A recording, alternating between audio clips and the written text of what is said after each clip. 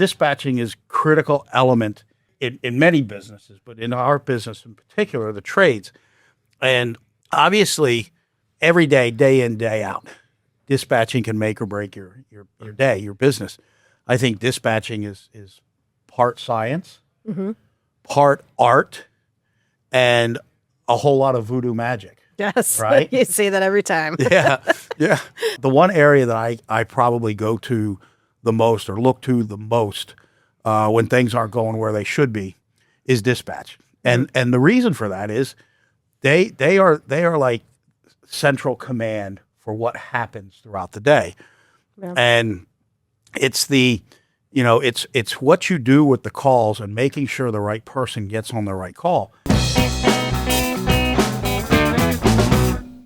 Welcome back to another episode of the Tradepreneur Show. And believe it or not, if you're a longtime listener, I have a former co-host who's taken a leave of absence, I guess, or something, disappeared, abducted by aliens, but Tanya Priest Hey, back everybody. on the show. Good to be back. Happy to be here. Yeah, good to have you back. It's been a while. Even though you've been around, you have been abducted by aliens. I have not. Sometimes the recording schedule gets you killywampus, meaning you can't. Technical term for not available. That sounds about right. So listen, and this is a good show for you to be on and we've talked about this in the past. We're talking about dispatching, and it's the time of year now. Dispatching is critical element in many businesses, but in our business in particular, the trades. And obviously, every day, day in, day out, dispatching can make or break your day, your business. But now we're coming into this what we call the season, the cooling season, right? And for us, especially if you're in a climate where you don't have much of a heating season, the cooling season can be an exciting time. It has a different element to it than a heating season. And I think people just do not want to be hot, right? Yeah, they do not. You can cover up with blankets and you can do things to get through your heat not working real well. But man, is it miserable trying to get a good night's sleep when there's no air conditioning, because it's not just the temperature, it's the humidity, it's the moisture in the air. It just feels horrible. So anyways, cooling season, HVAC season or air conditioning season, it can be a really challenging time for contractors. And now this doesn't just go for HVAC. This is plumbing and electrical, roofing. It could be a towing business, could be exterminator, any type of business where you have multiple vehicles on the road, multiple technicians or team members in those vehicles, and you have calls that are scheduled and calls that are coming in throughout the day that you have to get taken care of. The same practices apply regardless. I just happen to talk about cooling season because, man, when it gets, especially here, when we get to 110, 115, 120 degrees even, it's like all hell breaks loose.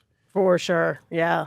Schedule gets crazy. Now, that said, even when it's not crazy busy and you're not overwhelmed with calls, maybe you don't even have enough calls, dispatching is just as critical. That's great. You agree? Absolutely. So dispatching, basically, it makes or breaks the rhythm of the day. It really does. Absolutely. It can totally make or break the rhythm of the day. When it's running smoothly, the business feels organized. When it's not, everybody feels it. Everybody feels it in the business. So the customers feel it, the technicians feel it, the office feels it, leadership definitely feels it. So, well, and I think a lot of business owners. I talk to business owners, a lot of them, different industry events and whatnot, and I had just been at several, and it seems like the talk is always the leads. There's no leads. The leads are down. We need leads. How do we get more leads? We don't have enough plumbing calls. We don't have another HVAC calls. We don't have enough roofing calls. And the reality is, well, you would always like more in many instances, or you would like more of certain calls. The reality is, usually leads, I find, is not the issue. A lot of it is what you're doing with the leads. That's right. You have to make the most of what you have there on the board. Well, and then there's a lot that goes into it, because you've heard me say I think dispatching is part science, part art, and a whole lot of voodoo magic. Yes, right. You say that every time. Yeah. And the other thing with dispatching I think is really important is the one area that I probably go to the most or look to the most when things aren't going where they should be is dispatch. And the reason for that is they are like central command for what happens throughout the day. Yeah. And it's it's what you do with the calls and making sure the right person gets on the right call. I was talking to somebody the other day and I said, look, there is no right or wrong per se in dispatching. There's better choices, right? The choice is the right choice, the best choice for the moment with the information you have at hand. That's right. And so it's something that you have to be able, you can't really, I don't think you can overthink it, but you have to take some basic factors. Like when you dispatched. Mm-hmm. So what Many factors years. would you look at? So I'm looking at the situation of the calls. So I'm looking at where are techs located, right? Where are they located in the valley? I'm looking at strengths of each individual. What are the calls that are on the schedule? Who's going to fit who? And that changes throughout the day. So there could be, in the morning, you think this individual is going to go to this call because it's the right call for them, but then something else comes up, right? And now you have to change your mind and the way you look at things completely. Yeah. But I'm looking at the call. How important is it? What's the emergency? Who comes first? So let me ask you a question. When you think about dispatch, what's the thing you think most people misunderstand about it? I think that sometimes people may look at dispatch as just like it's just about scheduling, but it's really about like communication, prioritizing, timing, customer service, and just protecting our day. Well, and you say like scheduling, and it's funny. What popped into my head was like you go to the dentist, right? Mm-hmm. And that's almost dispatching, scheduling patients at the dentist. And if you think about it, or doctor's office or whatever, but I'm just thinking dentist here in particular, that's a form of dispatching, right? You can't book the whole day with just exams that are, low revenue things. Now they could lead to more work, right? And you can't book the whole day with filling cavities. Right. You have to, each process takes a certain amount of time. Mm-hmm. The dentist can only see so many patients in a certain amount of time. Dental hygienists can only do so much in a certain amount of time. So it's funny. I'm not, if you're just tuning in, we have not gone down the medical field, but it's just the relationship between something like a dentist, office scheduling patients, or an HVAC, plumbing, electrical, you name it, or exterminator scheduling the calls. The fact you have to know, you mentioned it, your technicians, their strengths and weaknesses. You have to know what tools they have and don't have. Not all technicians have the same tools. That's correct. Because they're at different experience levels. Yeah. So you send somebody out that's primarily a maintenance tech, newer, he may not have some of the tools that a senior tech is going to have and won't be able to do the same type of repairs. So you also have to know who's the good communicator. Right? Right. I know there's a lot of times I'll send a better communicator to a first-time customer than I will a really good technician. Mm-hmm. Because if that really good technician isn't a great communicator, it might not be the first impression I want to have with the customer.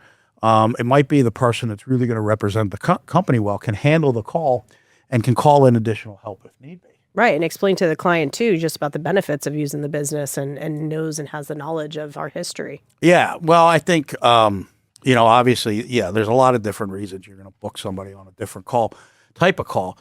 But then, it's funny because I say dispatching for profits or dispatching for revenue generation. And sometimes you get these grimaces or these looks because how dare you choose who to send to a call to make profit, to make revenue. But at the end of the day, that's why we're in business. That's right. Did you ever get up and come to work and be like, today I'm going to dedicate my time and donate my time. I'm just going to work for free because I just feel that committed to helping people. Yeah, that's a solid no, Patrick. Okay. That's a solid no. I mean, I'm a business owner, so I've come to work for free, many days. Right. But no, we are here to make money, and dispatching, a lot of times the revenue is not made in the home. It's made at the dispatch board. That's right. Right? Putting the right technician on the right call at the time you book that call. That's where revenue starts. Now, obviously, a technician has to go into the home, and do the right things. But that, again, if you got the right technician on the call that can communicate, can diagnose, can make recommendations, then that will all happen, right? Totally agree. And the biggest thing is dispatchers, technicians, the whole team. It's all comes down to communicating throughout the day. So you have a board, you set the board, and then that you alluded to earlier, the day changes, the board changes. Yeah. And so as that board changes, have you ever rescheduled a client because a higher value opportunity came? Yeah, absolutely. And I've been completely open and honest with the client as to the situation we were dealing with. Most times clients understand. I mean, you tell them that you have a client, an individual who has no air conditioning. It's 120 degrees outside, and it's the only system in their home. They're going to be willing to move their maintenance. Those are not as important. And most clients, if you're honest and let them know how the day is looking, they'll reschedule. Yeah, and I mean, we often get to where you have to reschedule because, look, let's face it. If I've got a 3-year-old system we didn't install, Right, and Not that's correct. on the board, and I got one of our Service Plus members or club members calls in, and they've got a system that's not operating. Who am I prioritizing? right. You're going to prioritize our Service Plus member. Correct. Yeah. Correct. Now, if that system is an older system, a brand new customer, then they're going to take a different priority. Now, a lot of you are probably thinking, well, it's just because there's no money in a 3-year-old system. Well, it's not that, because there probably is, because if they're calling you on a 3-year-old system that you didn't install and somebody else installed, Oh, there's opportunity. the challenge is somebody messed up. Right. The company messed up. They're frustrated with the company. They can't get a hold of the company. They're tired of dealing with the company. Could be the company's tired of dealing with them too. But the reality is there is opportunity on that. However, you're going out to a system somebody else installed. Why aren't they going out to that call? Why are they calling a different company? It's under warranty, and it may even be under a warranty from the installing contractor. So there's a lot of red flags to a call like that. Now, you still take that call, right? Yeah. But it's just a totally different prioritization and falls on the matrix at a totally different level than other type calls. Yeah. Right. Well, I just to add to just about a dispatcher, it's not just about filling the board and putting calls up. It's about protecting the day. It's protecting the day. It's making the most of the day. It's a pretty important position in a business. Well, yeah, definitely. And they're just in the middle of everything. They're in the middle of, they have to communicate with technicians. They have to communicate with the CSR department. They have to communicate with leadership. So there's a lot going on there. Yeah. Well, and the communication is also, you got to know where they're at. You may be shocked at this, but sometimes technicians like to roll up to the 7-Eleven while they're still showing right. clocked in at the call. Yeah. You're watching them all day. So your GPS needs to let you know, hey, I see your truck's at 7-Eleven, but you're showing you're still on the call. Could you please let me know what's going on here? So there's a lot of pieces that have to be taken into account to dispatch properly, and it's not an easy job, and it's not for everybody, but it is critical. And I've seen dispatchers from all walks of life. It's kind of like you got to take the data, you got to look at the data, but you can't get paralysis by analysis. Right. Right. And you can't get hung up, and you can't get, let's belay that. Let me rephrase. You have to be willing to pull a technician back if you realize I've dispatched them, they're halfway to the call, but this is totally, I just learned some information. I need to get the right person on that call. Oh, I've done it so many times.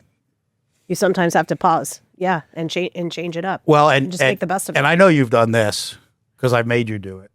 You've had technicians turn around and go back to the house and knock on the door. That's absolutely right. Because they Forgot didn't, information. they didn't input the equipment That's into correct. the software. Pictures weren't there. Didn't get signatures from the client. Yeah. So you do that a couple times, and they typically stop, quote unquote, forgetting Yes. those things. Yeah. Oh yeah, they get better really quick. Now, I will say too, in the technician's perspective, from office staff, I always tell the office staff, I always like, I haven't done it, but I'm always like, one day I'm just going to shut the air conditioning off in here. Yep. Right. And let you guys work, and you tell me how you think it is, because having been a technician, I know you're in the attic. I've been in the attic, and you're writing notes down, you're sweating on your paperwork. Your paperwork, you can't even read. The ink's running because you're sweating. You've got insulation and other nasty stuff going in parts of your body that it doesn't belong. And then you've got the office calling saying, hey, how much longer are you going to be? Right? Why aren't you done yet? We need to make something of this call. Are you going to be done soon? Yeah. Right? So it's, and that's why the communication element of it is so important on both sides. Yeah. Right? And so, and I'll tell you from being in the field, technicians can do a better job of communicating. There's tools that they have that they can communicate to the office to kind of let them know where they are in the call. And when they do that, then the office side of things can better assist them in their day and can better plan the board, because the board's fluid. It's dynamic. It's constantly moving. Correct. Right. And I'm kind of, I'm really glad you brought up the point of the technician, because another part of the role of dispatch is also protecting our techs out there in the field. Safety first. I know that you've always mentioned to us is, keep an ear out for them. Are they doing okay? Do they sound okay? It's customer service for our techs as well. Yeah. So, and here's something really important, listeners, viewers, tradepreneurs. I always tell the team, dispatch, CSRs, whoever, managers as well, right? This time of year, managers are supposed to be carrying ice in the trucks. Warehouse supposed to be carrying ice to make sure the guys get replenished with it, if need be. Of course, we have an ice machine, so they load up. But if during the day somebody needs something, we need to get it to them. But really, if all the technology in the world could create a situation where a technician never has to call in and dispatch never has to call out, I would not want that, because the point of the conversation between dispatch and a technician, the verbal communication, that there is a mental check. Yeah, right? It's a check-in. That is a check-in, because somebody's out there working in the heat. And it's very easy to think you're drinking enough water and you're not. It's very easy to think you're fine and you're not. And, somebody could think they're fine, but a dispatcher could be like, you know what? Why don't you take a breather? Why don't you get some water, take some time, because you can pick up on certain cues. And I think it's really important that the team, your team is trained to kind of pick up on those things. And make sure that the team's staying healthy and getting the rest that they need, the recovery they need, and the cooling that they need. So if you have a business and you don't have that in place and you don't think about it, because it's be preventative. I say to the team, the most important thing is go home to your families. Stay safe, go home to your families. Right. Safety first. And so dispatch plays a big role in that, right? I think, let's talk real quick. I want to talk about AI. I've done a lot of episodes on AI. Use AI heavily. And there's AI dispatching software out there. And we actually used one of them. And we're currently looking at another one. And I'll tell you my experience with it. And I'd love to hear your comments in this. If you have your feedback, give me some feedback. Email me. Leave comments in the when you see this online. They call it dispatching, like software, AI dispatching.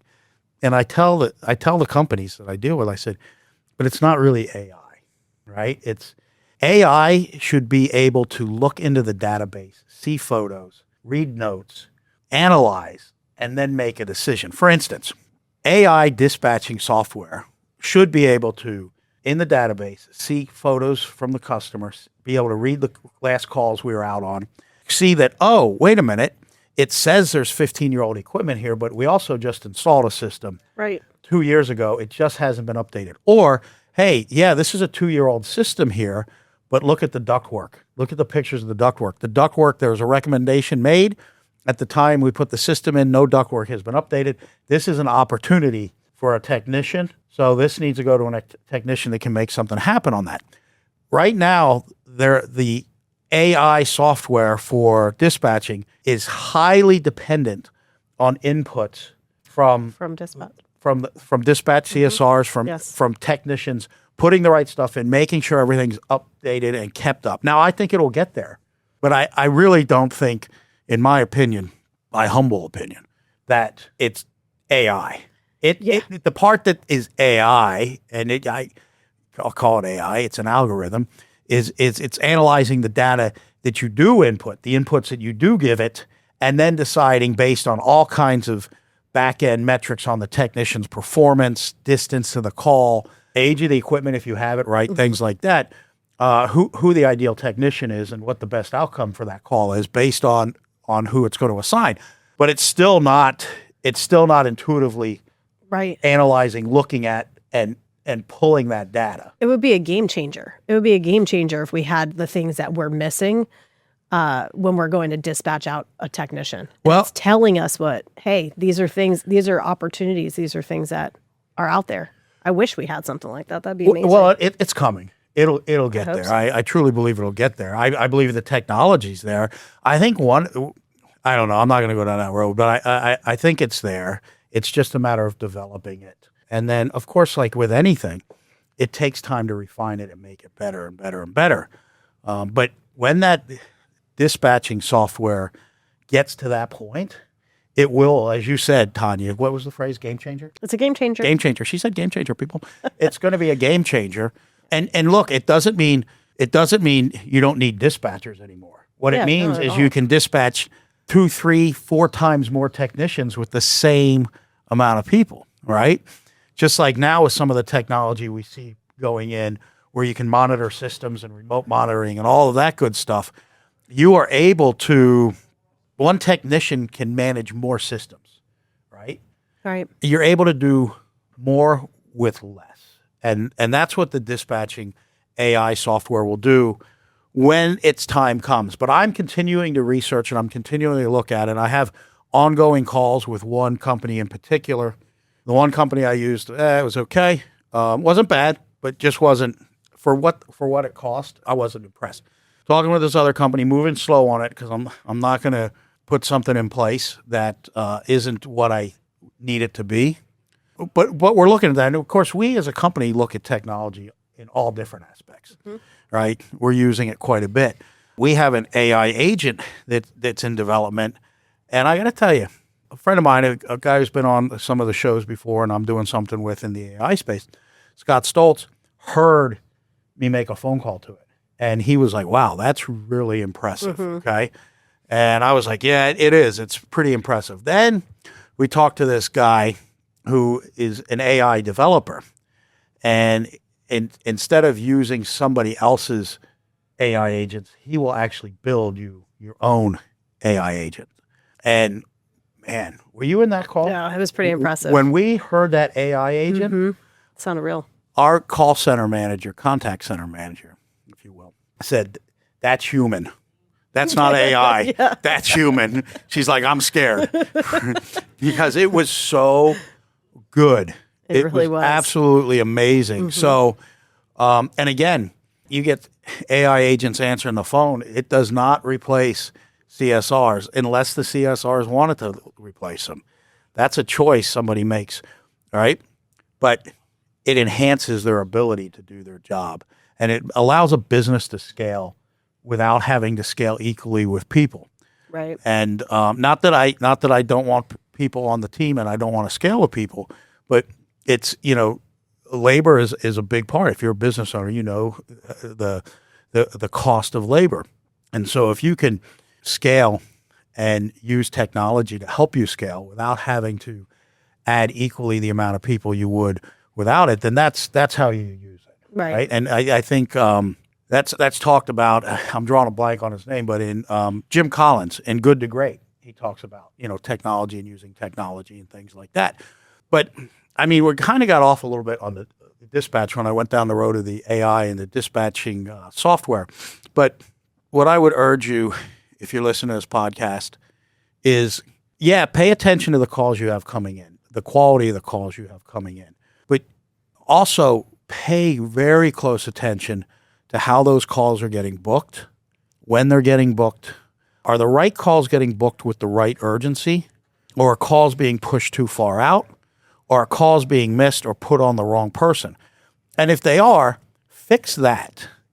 Get that fixed, because you can produce significant revenue when you dispatch the right way, put the right person on the right call, and then you find out that, okay, wow, my revenue issue isn't because I don't have enough calls. It's because I'm not doing the right thing with the calls I have. Right. Right? Yeah. Totally agree. So I think that that's really, really important. And it's I talk to the team all the time. And in fact, just this morning I was talking to them. I said, listen, a lot of times I use the football analogy, right? I said, because football, I love football, right? I'm not sure who doesn't, but if you don't, you got to re-examine. Jeez. That said, the big plays, the runs, the passes, Doug Flutie's Hail Mary at Boston College. I mean, that type of stuff is exciting to watch. Yeah. But that's not going to win football games. It might win a game here or there. It's the small plays. It's the completions. It's the 3-yard runs, the 5-yard runs, right? It's the passes with a pickup, maybe a few yards running. It's about moving the ball, right? It's not the big plays. And so many times we focus on the big plays. We want everything to be a big play. We want everything to be a home run. Well, guess what? Home runs don't win baseball games. Consistently getting base hits wins baseball games, right? Continually getting first downs wins football games. And in business, again, when you get the big plays, you get the big sale, you get this, that, the other thing. That's fantastic, but it's the consistency in the small things. It's consistently doing the small things the correct way consistently. Yeah. And that's what makes a winning team, whether it's sports or whether it's business. And instead of focusing on trying to make those big plays, look at your business and identify the things that make the biggest impact. They're usually the smaller things. And are you doing them right? And are you doing them consistently? Because the other thing I see, Tanya, is when someone's doing something right, the next question is, are they being consistent with it? Right. And a lot of times they're not. Yeah. Yeah. It's not consistent. Kind of like going to the gym. Somebody goes to the gym, they have this great workout, and they can't walk for the next 2 days, right? And they're like, yeah, look at me. Check out these glutes, right? But then they don't go to the gym. Like a week. Yeah. Yeah. Or the next workout's just kind of weak. Right. But just do a solid workout consistently. And you'll see the results. Yeah. Mm-hmm. I mean, unless you go eat a pizza afterwards, which I'm not saying I do. But, somebody said to me on a call yesterday, I'm looking very much like Clark Kent. Yes, with your glasses. My glasses and the hair. And this hair, I'm not doing anything special with my hair. It's just the gel I'm using. It curls, it curly cues. And it's kind of funny. I'm looking and I found I start winking at myself. Oh, jeez. When I'm looking in the mirror, every now and then I just wink. And then, I'm not vain. I mean, I'm pretty wonderful and amazing, but I'm not vain. I'm kidding. I've got my challenges like everybody else. So anyways, Tanya. Yes. Closing thoughts on the dispatching. For dispatch, I just think it's a very important role. It's a very, it kind of keeps things flowing for the whole company. It's just a huge responsibility, but you can also have a lot of fun with it. I mean, I love dispatching. I like being strategic. I like figuring things out. Well, I like when there's problems and that I'm able to solve them. Well, and because I'm like, okay, give us some closing thoughts. I was like, okay, this ain't really profound, but you turned it profound. You actually talked about it being fun. It was fun. And it is, because for me, so I've taken this approach, business is a game. Because if I don't take that approach, it'll drive me crazy, right? Mm-hmm. And it's just a game, and I got to play the game better than everybody else. And playing chess. And dispatching is a game, right? Mm-hmm. If you look at it like a game and you measure your outcome, you're like, hey, today is my goal. Is I'm gonna, you do it to yourself. Like I'm gonna have 60% of the calls I put a technician on produce. Yeah. I'm gonna have this call here. I'm getting a turnover on this call, right? Because I'm putting the right technician on the call. You look at it that way, and you keep score on yourself. Mm-hmm. It does. It becomes challenging. It becomes fun. Yeah. Right? It's called gamification, kids. I don't know why I just said that. Maybe it's my Clark Kent look. Listen, everybody, I want to close out the show with something. I've been thinking about this, and I'm going to get sappy here for a minute. And this is because I can relate to this personally, and I just want to share it. If there's somebody in your life that is meaningful to you or was once meaningful to you, and you're disconnected from them now, you haven't talked to them in a while, maybe it's a family member, maybe it's a friend, but it's a relationship that for some reason, maybe there's a reason, maybe it's just distance. I don't know. But think about picking up the phone and calling that person. I know my dad and my uncle had a really strained relationship, not much of a relationship at all. And my dad was diagnosed with terminal cancer. He passed away a number of years ago. But after he got his diagnosis, he went home, and the first thing he did was call his brother and said, "Hey, this is what's going on, and I just want you to know I love you. And we've had some rough times, but you are my brother, and I love you." And, and I'm just saying that, it's a little off the tradepreneur stuff, but I'm just thinking, like, if you're out there and you're listening to this and you have somebody you need to call, don't wait for them to call you. Call them. Tell them you've been thinking about them. Tell them they matter, especially if it's a family member. With that said, we got another episode of the Tradepreneur in the books, and I got to tell you, I enjoy it. And thank you, Tanya, for co-hosting. I appreciate that. We'll see if people want you back. Give us a poll if you want Tanya back. We're going to do a poll. You tell us yay or nay. All right. With that said, hey, listen, as always, thank you for tuning in. Thank you for the support. If you like the show, I would love for you to share it with somebody. That would be a great honor to me. Like it, comment on it. That's always helpful, right, to make the show grow. Because I'm doing it whether I got one listener, no listeners, or 100,000 listeners, because I get something out of this every time I do it. So thank you for tuning in. Thank you for your support. Remember, quarter turns, small changes, and consistency. Win the day. Just focus on winning the day and be great.